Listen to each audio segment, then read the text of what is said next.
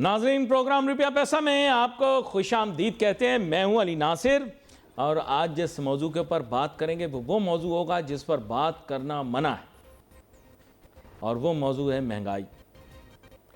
مہنگائی ہر شخص کو چبھ رہی ہے، معاشی سست روی کا شکار ہے۔ یقین کریں، میں آپ کو بتاؤں کہ اگر ذرا سا کوئی کہہ دے، ذرا سا کوئی کہہ دے کہ صاحب یہ جو ہے نا وہ مہنگائی بڑھ گئی ملک کے اندر، تو لوگ بولتے ہیں یہ تو یوتھ کا نمائندہ ہے۔ آپ کچھ اور سمجھتے ہیں نا؟ نہیں، دیکھ کے کھیلتا ہوں میں، تو آپ سمجھ گئے میں کیا کہنے والا تھا۔ اور اسی طرح ناظرین، جب میں پی ٹی آئی کے دور کے اندر کہتا تھا کہ مہنگائی نے لوگوں کا بیڑا غرق کر دیا، تو لوگ کہتے تھے دیکھو پٹواری ٹی وی پہ آ گیا۔ پتہ ہے مسئلہ آپ لوگوں کے ساتھ کیا ہے؟ مسئلہ یہ نہیں ہے کہ کون یوتھ کا نمائندہ ہے، کون پٹواری ہے کون نہیں۔ آپ کا مسئلہ ہے کہ آپ کو جھوٹ پسند ہے، جھوٹا آدمی پسند ہے۔ اور چونکہ لا الہ الا اللہ محمد رسول اللہ، اب کلمہ پڑھ دیا، پہلا ٹی وی اینکر جو ٹی وی کے اوپر کلمہ پڑھ دیتا ہے، کلمہ پڑھنے کے بعد پھر بندہ جھوٹ نہیں بول سکتا، ٹھیک ہے۔ ساتھ ہی میں ربیع الاول کا مہینہ ہے، اور اگر ربیع الاول کے مہینے کے علاوہ بھی کوئی مہینہ ہو تو میں محمد صلی اللہ علیہ وآلہ وسلم، چھوٹا درود بڑا درود شریف بھی آپ پڑھ لیں۔ میں جو بات آپ سے کہنا چاہ رہا ہوں، اب یہ کہہ دی نا بات، اب جھوٹ تو بول نہیں سکتے۔ آپ جھوٹ بولیں گے گناہ آپ کو لگے گا، گناہ کی تو آپ کو پرواہ نہیں ہے، آخرت پہ ایمان ہو تو پھر گناہ کی پرواہ ہوگی۔ اس لیے مجھے جھوٹ بولنے پر مجبور نہ کریں، آپ غور سے سنیں۔ مہنگائی اس ملک کے اندر ہے، کوئی کم وم نہیں ہوئی، یا عام آدمی سے پوچھو۔ بجلی کا بل مجھے دینا پڑتا ہے، میرا باپ اب دنیا میں نہیں رہا، جب زندہ تھا تو میں ان کے ساتھ آدھا آدھا کر لیتا تھا، تو کچھ تسلی ہو جاتی تھی۔ اب پورا بل پے کرنا پڑتا ہے، میرے لیے بہت مشکل ہے۔ میں اس مہنگائی میں سروائیو کرنا، معیشت کے بالکل وہی حال کیا ہے جو پی ٹی آئی نے کیا تھا۔ یعنی کیا کیا تھا پی ٹی آئی والوں نے؟ فیملی شو ہے، میں کہہ نہیں سکتا۔ جو پی ٹی آئی والوں نے معیشت کا حال کیا تھا وہی حال انہوں نے کیا ہے۔ کوئی بہتری یہ لانے میں کامیاب نہیں ہوئے اتنے عرصے کے بعد۔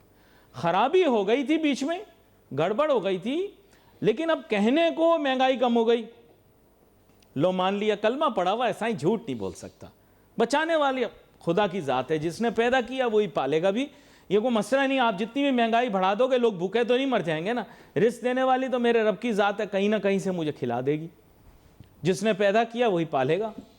لیکن قسم پیدا کرنے والے کی، کوئی معیشت ٹھیک ہوئی گئی، بہت برا حال ہے۔ یقین کرو، میرے دل سے پوچھو، جب میں گھر جاتا ہوں اتنا پریشان ہوتا ہوں کہ یار اس مہنگائی کا مقابلہ میں کیسے کروں گا۔ یقین کرو، یہ ڈرامے، یہ یوں ٹھیک ہو گیا وہ ٹھیک ہو گیا، یار یقین کرو مجھے سپر مارکیٹ جانے سے ڈر لگتا ہے، مجھے سپر مارکیٹ جانے سے ڈر لگتا ہے۔ اور یہ چھوڑ دو کہ یار یہ آدمی آیا ہے، یہ یوتھ کا آدمی ہے، وہ پٹواری ہے۔ سچ بولنے والا اگر اس کو کوئی بھی نام تم دینا چاہتے ہو، تمہاری مرضی یار۔ میں نے پی ٹی آئی والوں سے گالیاں کھائی ہیں تو آپ سے بھی کھا لوں گا، کوئی مسئلہ نہیں۔ لوگ آتے جاتے رہتے ہیں، میں نے دیکھے ہیں کتنے ہی سکندر خالی ہاتھ جاتے ہوئے، میں نے بڑی بڑی چیزیں دیکھی ہیں ناظرین۔ اس ملک کے اندر میں نے ضیاء الحق کا جنازہ بھی دیکھا ہے، جس کے اندر کومنٹیٹر کیسے رو رہا تھا۔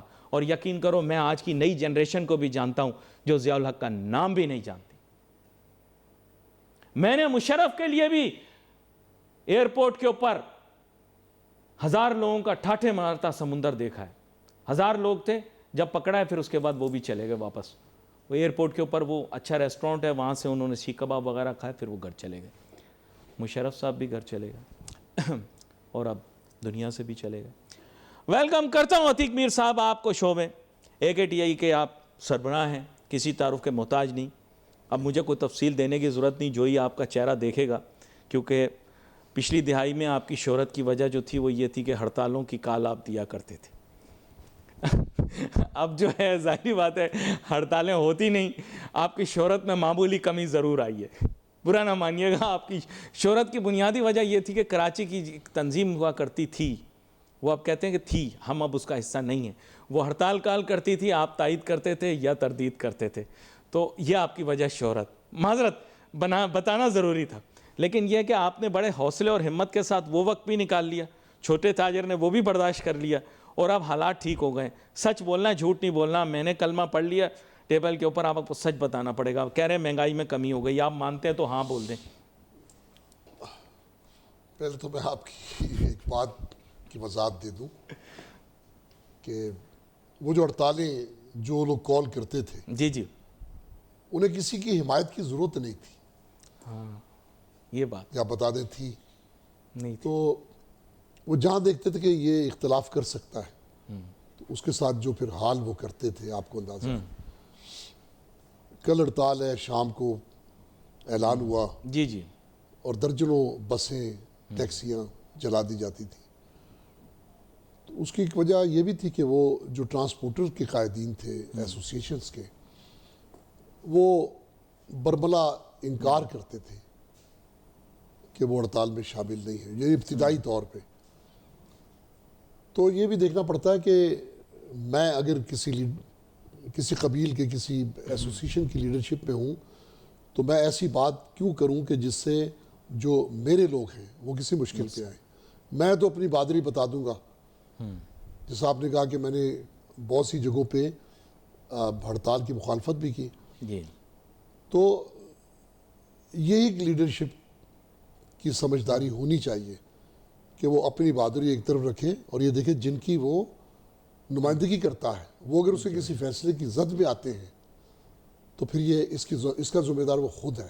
جی باقی آپ نے بات کی مہنگائی کی، دیکھیں نہیں، لیکن میں نے منفی پہلو سے بات نہیں کی تھی. نہیں، آپ آپ کی اسے مہربانی، میں نے آپ کو بتایا تھا کہ آپ کی وجہ شہرت آغاز میں یہ بنی، لیکن یہ میں یہ نہیں کہتا کہ یہ ہی خالی وجہ شہرت تھی. اچھا دوسرا کوئی برا نہ مانیے گا، ویورشپ. میں آپ کی بات کا برا کبھی نہیں مانتا کہ مجھے پتہ ہے کہ آپ محبت میں بہت جی کچھ محبت میں کہا تھا. اور چونکہ مجھے بھی آپ سے محبت ہے کہ میں کیوں آپ کی بات کا جی جی کو اثر لوں گا. نہیں، لیکن اب تاجروں مجھے بتایا بھی گیا اور ویسے بھی، لیکن یہ کہ مہنگائی کے اس پیچیدہ سوال کا جواب آپ سے کیوں نہیں لے رہا، یہ آپ سمجھ جائیں مصلحت ہو سکتی ہے، جھوٹ نہ بولیں بندہ. نہیں آپ بالکل اس کا جواب لیں، اچھا لوں اس لیے کہ یہ جن لوگوں سے ہم اس وقت بات کر رہے ہیں جی ان کا مسئلہ ہی یہی ہے. یعنی دن بہ دن بے روزگاری بڑھ رہی ہے، بڑھ رہی ہے. اور پھر آپ دیکھیں کہ سب سے بڑی بات اب بیشتر لوگ جو حکومتی فیصلے ہیں جن سے ان کو ریلیف ملنی ہے، یوٹیلیٹی بلز میں کمی ہو، جی وہ نہیں ہو پا رہی ہے. اسی طرح آپ دیکھیے کیونکہ ہم مصروف ہیں تعریفیں کرنے میں اور ہم مصروف ہیں ان کے واہ واہ کرنے میں. نہیں، میں بتاؤں دیکھیں مصلحت کے تحت مفادات کے تحت، ذاتی مفادات کے تحت اور منافقت کے تحت ہر بشر یہ سمجھتا ہے کہ اگر میں نے اس بندے کی تعریف کی اور مجھے کوئی فائدہ ہو گیا تو اس کے قدموں پہ بیٹھ جانا ہی بھلا ہے. کیوں؟ یہ ایک ایسی منافقت ہے کہ جو اس وقت حکمرانوں سے لے کے عوام تک میں یہ زہر پھیل چکا ہے. میں آپ سے ایک سوال پوچھتا ہوں براہ راست. کافی دفعہ میں نے آپ سے پروگرام میں سوال پوچھے، ایک آدھ پروگرام میں آپ کی آنکھوں میں آنسو بھی آ گئے.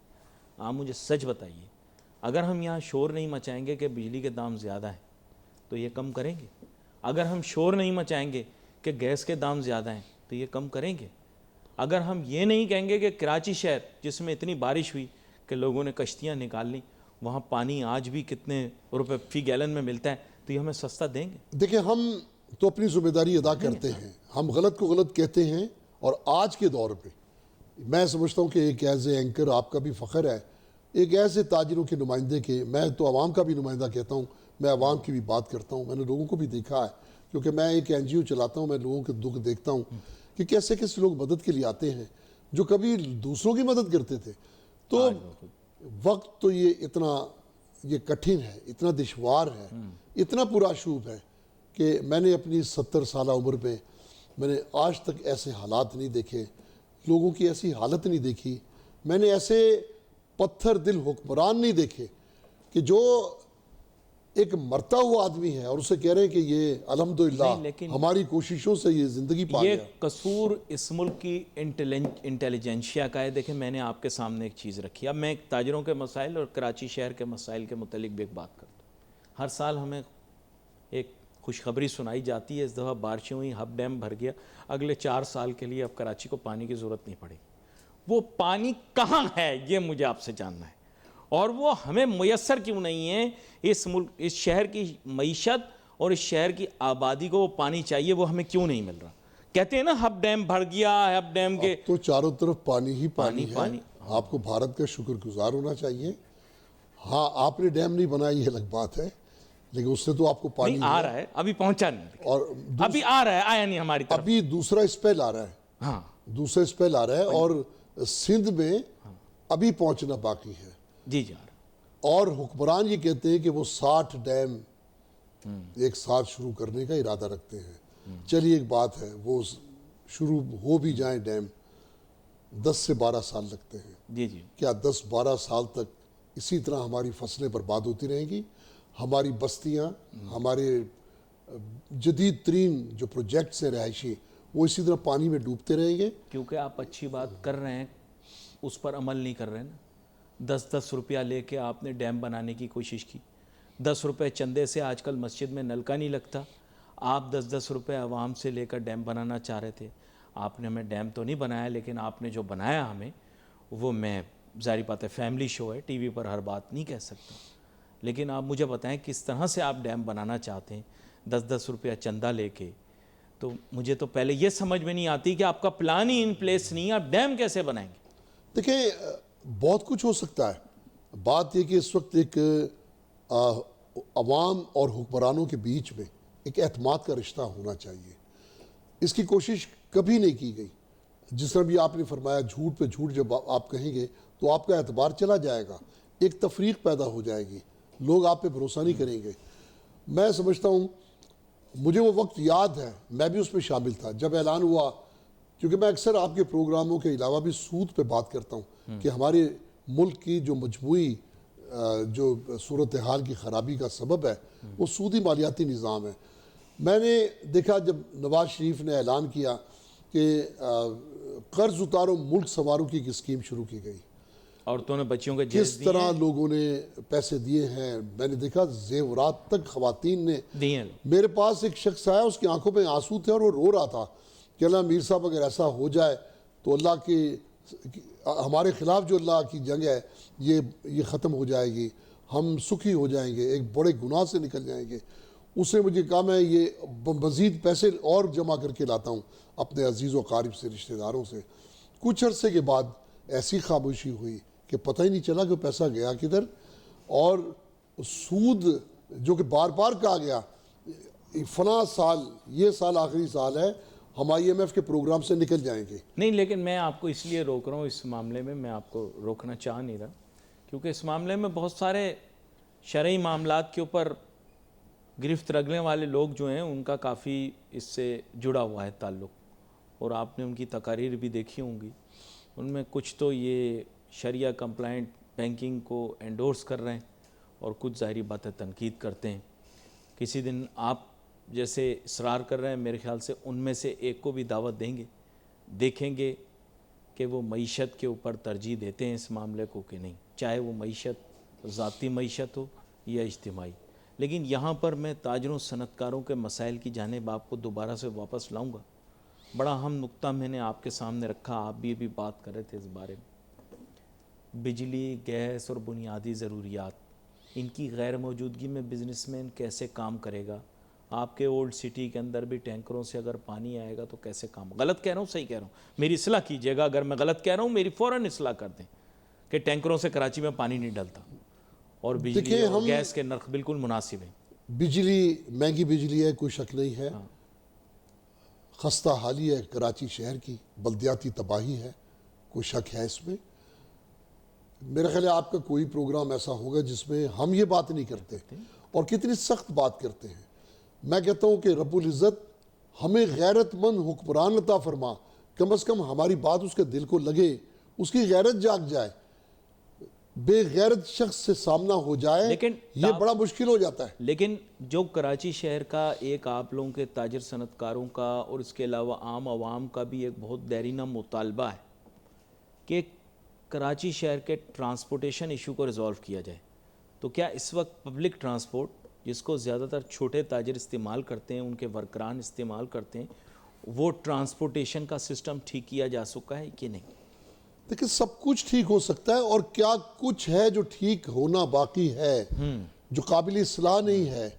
کراچی میں تجاوزات کا خاتمہ, کراچی میں ٹریفک کی روانی کا ممکن بنانا, کراچی میں لا اینڈ آرڈر کو بہتر بنانا, یہ ٹوٹی ہوئی سڑکیں، یہ بہتے ہوئے گٹر، یہ پھیلا ہوا کچرا، یہ مہنگی بجلی.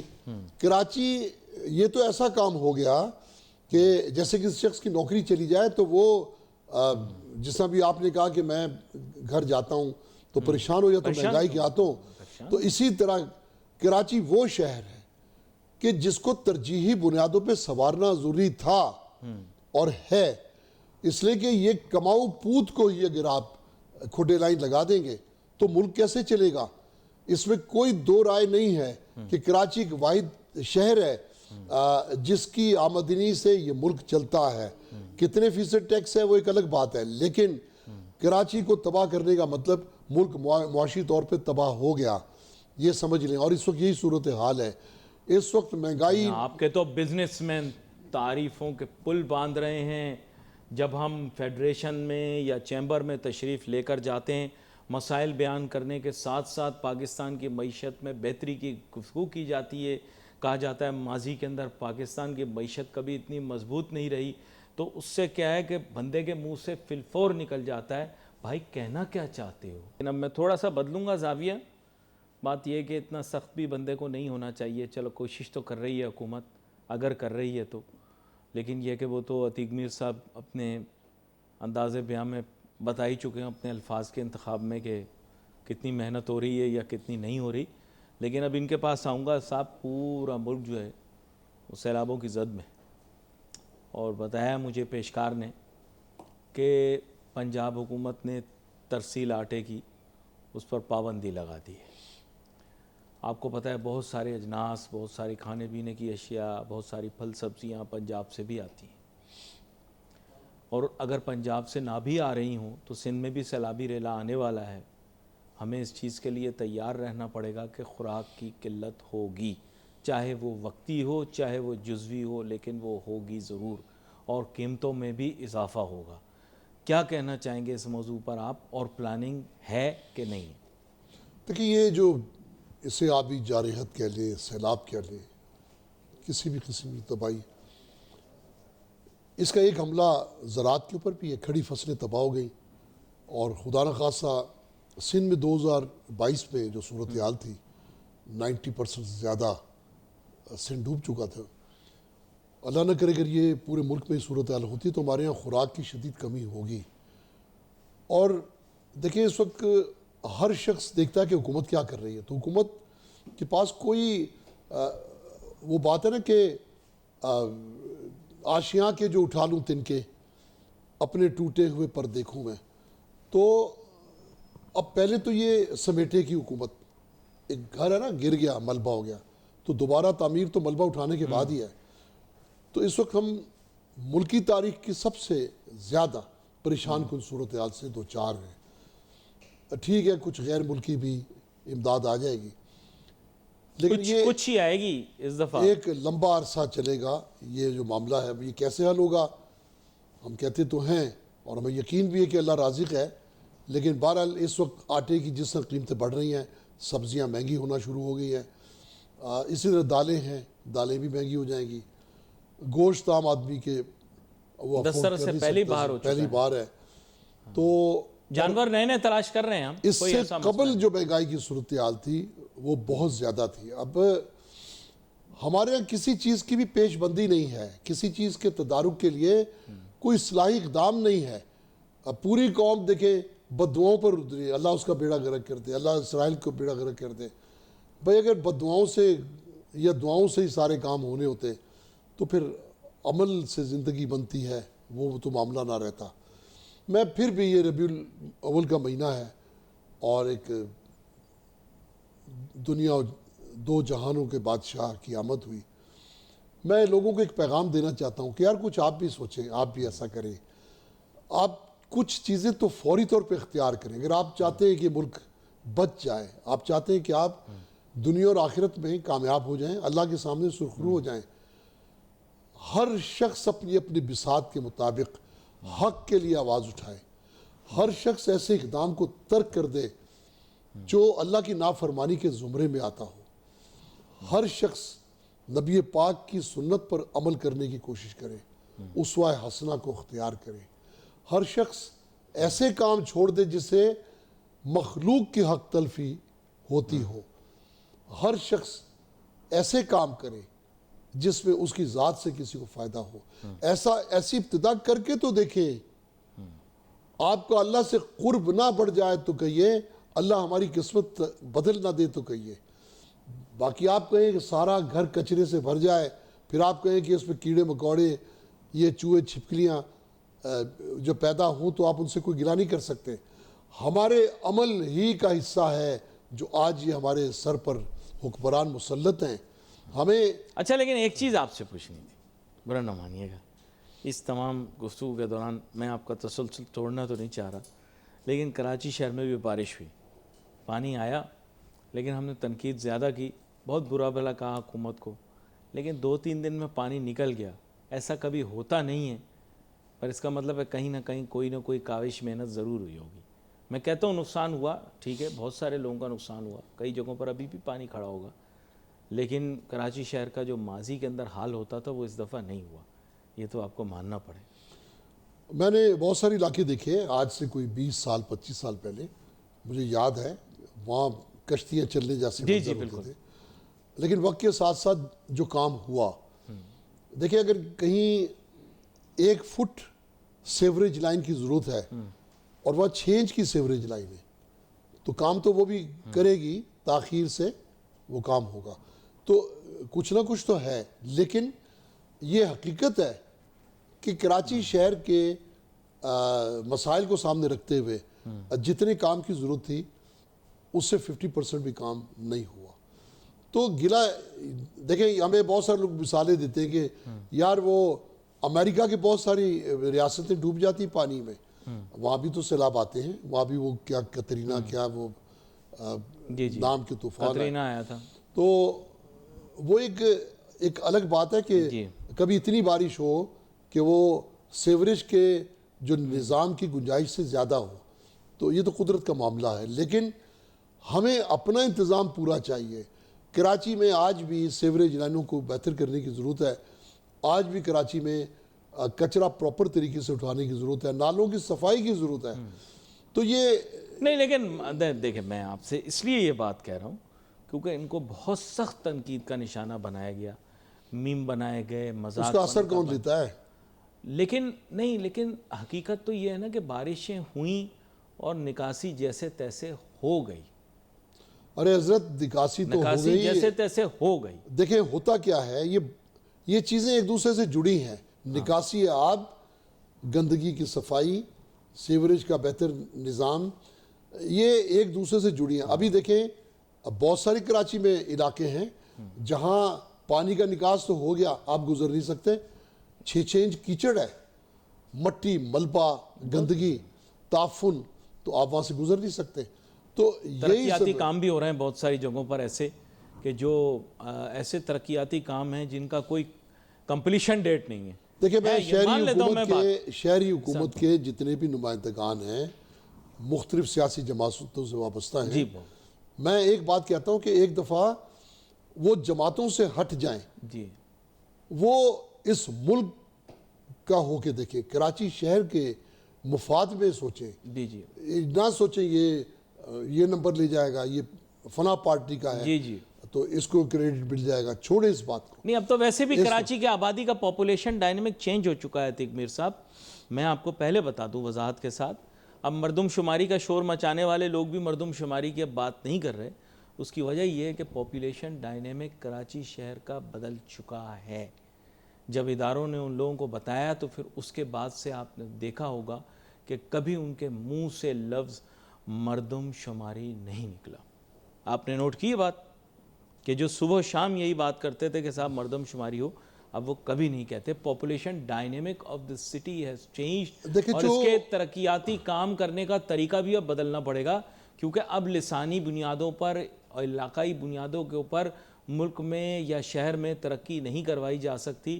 اب ضرورت کی بنیاد کے اوپر ترقی کروانی پڑے گی, جہاں جس چیز کی ضرورت ہے وہ مہیا کرنی پڑے گی. کہ کراچی کی مردم شماری میں بات کرنا چھوڑ دی, وہ بات چھوڑوائی گئی کہ نہ کہیں یہ بات, کیونکہ جن لوگوں کہنے کا کوئی فائدہ ہی نہیں نا.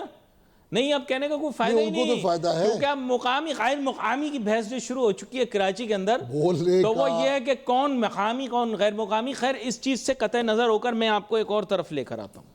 اگر کراچی شہر کی نو آبادیوں کو دیکھا جائے، نہیں میں ویسے آپ سے ایک پریکٹیکلی ایک چیز پوچھنا چاہ رہا ہوں، کراچی شہر کی نو آبادیوں کو دیکھا جائے جو کراچی شہر کے ساتھ اب جڑی ہوئی ہیں، ایک طرح سے آپ کہہ سکتے ہیں جڑی ہوئی ہیں، تو وہاں پر کیا واقعی میں اکنامک ایکٹیویٹی ہے بھی یا نہیں؟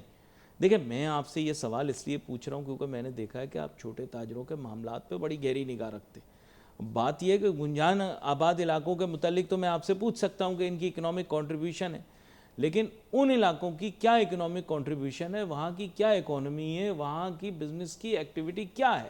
عتیق میر صاحب، شہر کے مضافاتی علاقے کہہ لیجئے، شہر سے متصل علاقے کہہ لیجئے، اب تو شہر کا حصہ ہی ہیں.